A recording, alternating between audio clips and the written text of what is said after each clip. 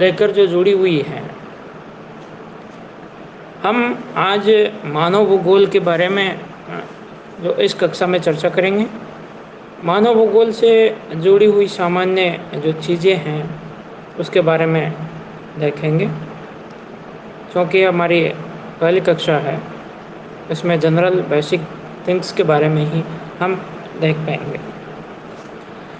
देखिए, मानव भूगोल जैसा कि इसके नाम से ही स्पष्ट है कि मानव भूगोल की वह शाखा है जिसमें मानव मुख्य जिसके केंद्र बिंदु में रहता है और संपूर्ण भूगोल की विषय वस्तु मानव के इर्द गिर्द घूमती रहती है। अर्थात जो भी कार्य मानव अपने दैनिक जीवन में या अपने जीवित रहने के लिए या अपनी जीविकोपार्जन के लिए जो गतिविधियाँ, चाहे वो आर्थिक हो, चाहे सामाजिक हो, चाहे सांस्कृतिक हो, चाहे धार्मिक हो, समस्त गतिविधियों का जो एक संपूर्ण जो सिस्टम, एक जिसे तंत्र कहते हैं, उस पूरे तंत्र का अध्ययन भूगोल की जिस विषय वस्तु के अंदर किया जाता है उसे मानव भूगोल के नाम से जाना जाता है। तो पहली चीज़ यहाँ ये स्पष्ट हो जानी चाहिए कि मानव भूगोल का केंद्र बिंदु क्या है।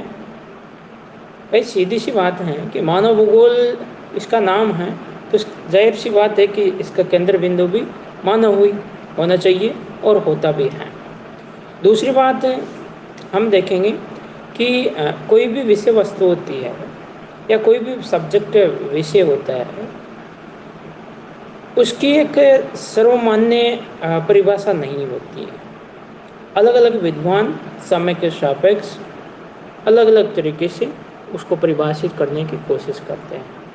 बिल्कुल यहाँ पर भी ऐसे ही हुआ है कि मानव भूगोल को परिभाषित करने के लिए विश्व के अन्य क्षेत्रों से, अलग अलग क्षेत्रों से अलग अलग विद्वानों ने अलग अलग समय पर अलग अलग तरीके से परिभाषित किया है। जहाँ हम इसके सिस्टमेटिक तरीके की बात करें तो जो भूगोल विषय वस्तु है जिसके जनक हिकेटियस को माना जाता है, उसके बाद हम व्यवस्थित भूगोल के जनक एरिस्टोस्थनीज जो ग्रीक विद्वान थे दोनों, उनको ज्योग्राफी शब्द देने का श्रेय हम प्रदान करते हैं।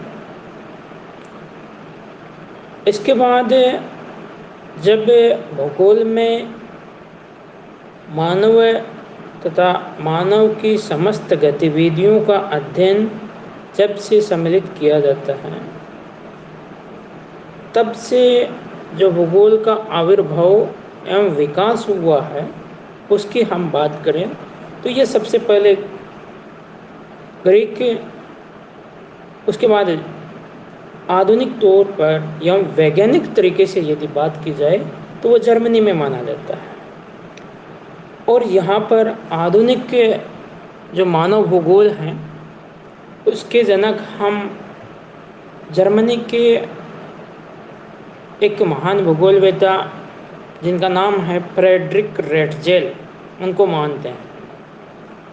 फ्रेडरिक रेटजेल एक ऐसे विद्वान हुए थे जिन्होंने मानव भूगोल को इस पृथ्वी की जो धरातल हैं उसमें जो मानव अपने जीविका उपार्जन के लिए जो भी गतिविधियां करता है, तो इन दोनों का कॉम्बिनेशन या दोनों के समन्वय से अपने जीवन का निर्वाह करता है, तो इन दोनों क्षेत्रों को फ्रेडरिक रेटजेल ने इसमें शामिल किया। यहाँ पर एक महत्वपूर्ण चीज़ यह है कि फ्रेडरिक रेटजेल की एक जो प्रसिद्ध किताब थी जिसका नाम एंथ्रोपोजियोग्राफी था, जो जर्मनी भाषा में लिखी गई थी, उसमें एंथ्रो का मतलब होता है मानव, पोजियोग्राफी मीन्स वर्णन करना, अर्थात जिसका शाब्दिक अर्थ यदि हम कहें तो मानव का भूगोल ही होता है।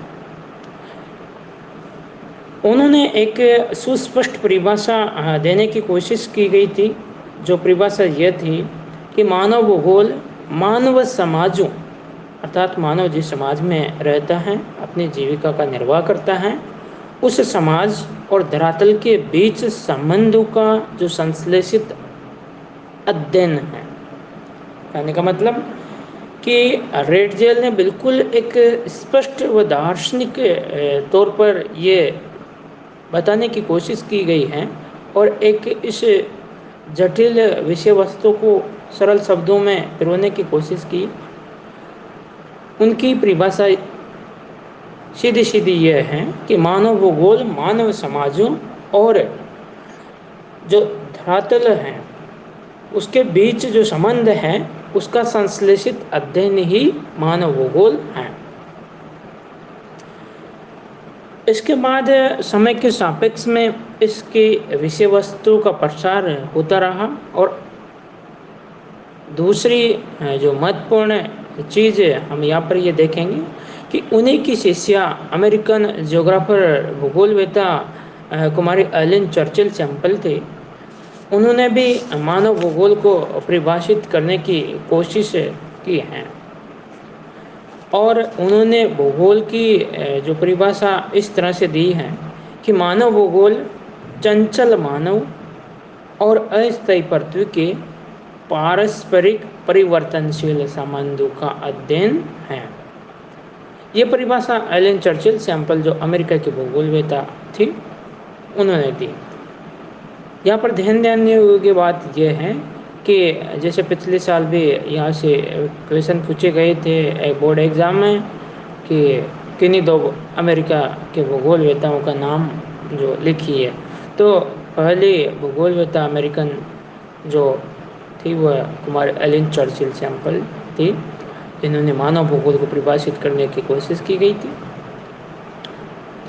तो उनकी ये परिभाषा, इस परिभाषा को हम थोड़ा जो विस्तारित क्षेत्र में देखने की कोशिश करें तो ये है कि जो मानव भूगोल है वह चंचल मानव का मतलब कि मानव हर समय कुछ न कुछ सोचता रहता है और कुछ ऐसा सोचता है जो उसके जीवन को उन्नत कर सके या उसके जीवन स्तर में सुधार लाने की जो दिशा में आगे बढ़ा सके उसको, और जो वो सोचता है वही उसके व्यवहार में वो करता भी है।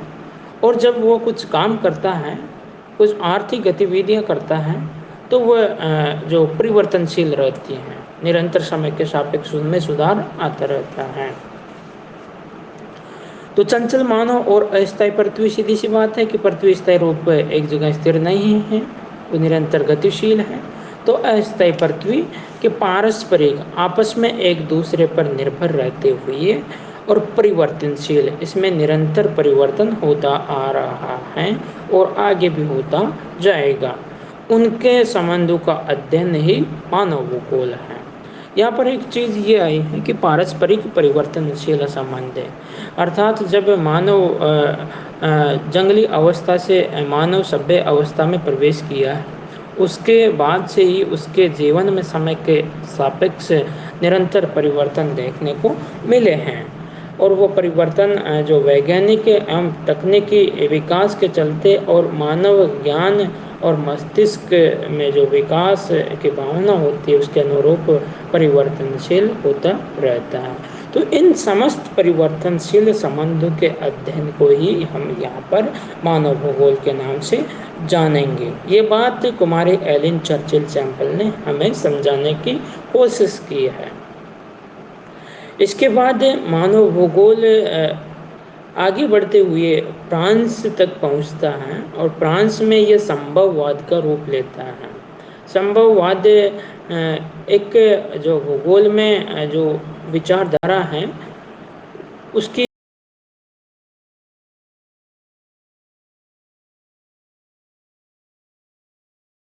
भूगोल है उसकी तीन स्पष्ट जो विचारधाराएं यहाँ पर देखने को मिलती हैं।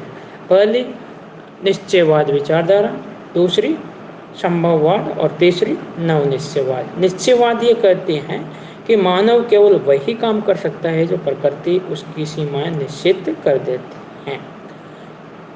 लेकिन संभववाद के जनक विडाल डी लाप्लास तथा इनके समर्थक ये मानते हैं कि मानव हर नामुमकिन चीज़ को संभव कर सकता है, और उसने ये काफ़ी हद तक करके भी दिखाया है।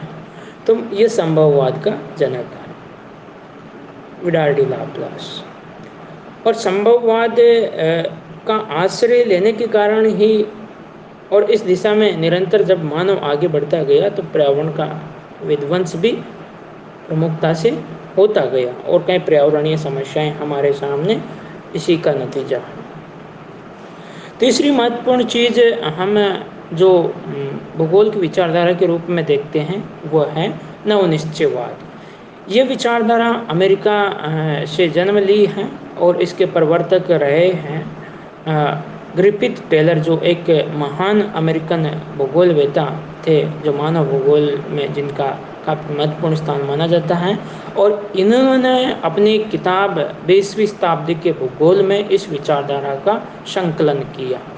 इसके अनुसार ये माना जाता है कि मानव न तो प्रकृति के अधीन है और न ही प्रकृति मानव को अपने अधीन कर सकती है, अर्थात दोनों एक दूसरे का समन्वय एवं सहयोग करते हुए अपने अपने लक्ष्यों की प्राप्ति की दिशा में आगे बढ़ सकते हैं, जिसे आगे चलकर हम धारणीय या सतत विकास के रूप में जानते हैं। सतत विकास एक ऐसा विकास का प्रकार है जो निरंतर विनाश रहित विकास होता है, अर्थात हम हमारी भावी पीढ़ी के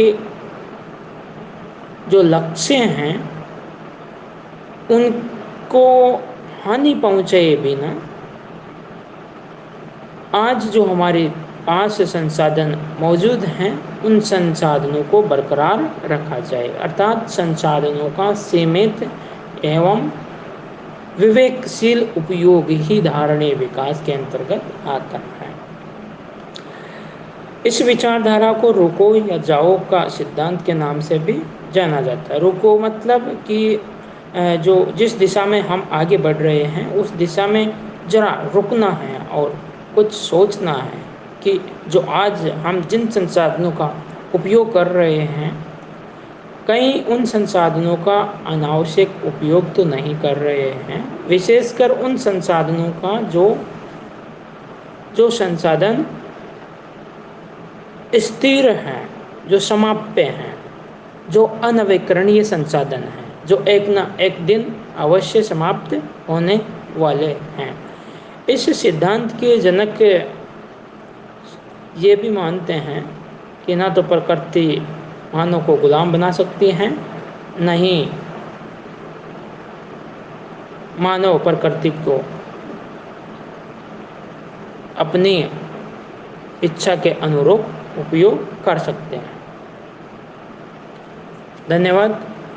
आज की इस क्लास में हमने जनरल चीज़ें जो मानव भूगोल से जुड़ी हुई थी और उसकी परिभाषा तथा उसकी जो विचारधाराएं हैं उन विचारधाराओं के बारे में जनरल स्टडी की है। आज क्लास है इसमें।